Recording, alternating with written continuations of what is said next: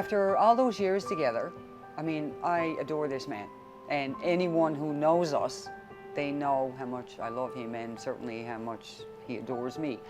His love for me has never, ever changed. I needed something like that, I really did.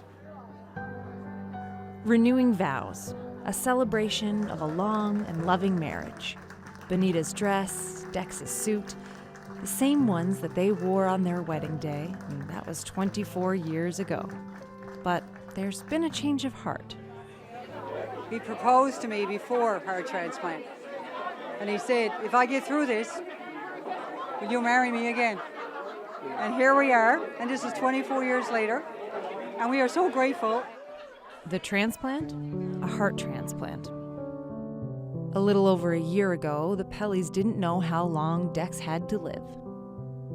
If I had to get up here and walk to you, I wouldn't be able to do it. I would have to get someone to physically lift me up. That's how bad I was. Now this Christmas, the real gift is the time that they have together. This Christmas is like, wow. I feel like I'm a little 10-year-old again, like you're just so excited for Christmas.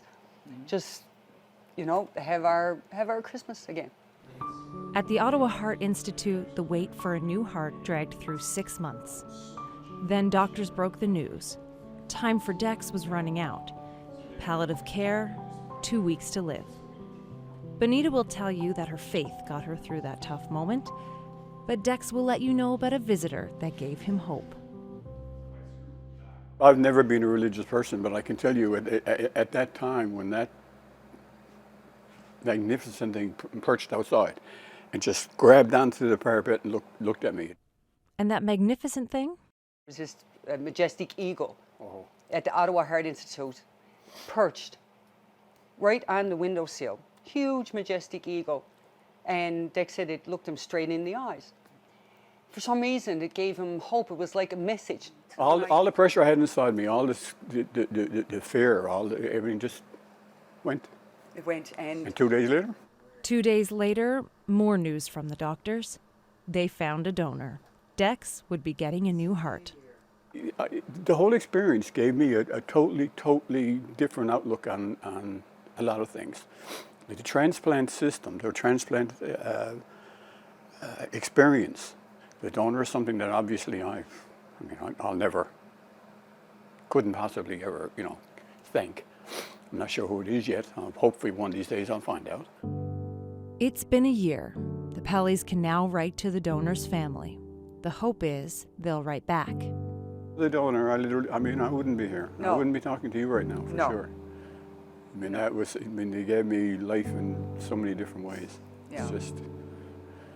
Not a day that goes by that we're both not thanking the donor, his family. Oh, yeah. They have no, like I said, they have no idea, like, they gave him life. They saved his life. They gave him life. And not only that, they gave him life, but they gave my husband back.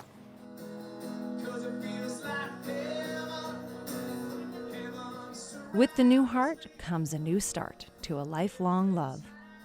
See, I'm glad that we renewed our wedding vows, because I had to get this heart to fall in love with me again. Like this right now. When you go through such an extreme, your love is like, it's stronger than it ever could be. And then even when you get out of that storm, and he survives it, and he does so great, your love goes into another level. The actual event itself, for me, it was a place for me to continue healing. It took some time.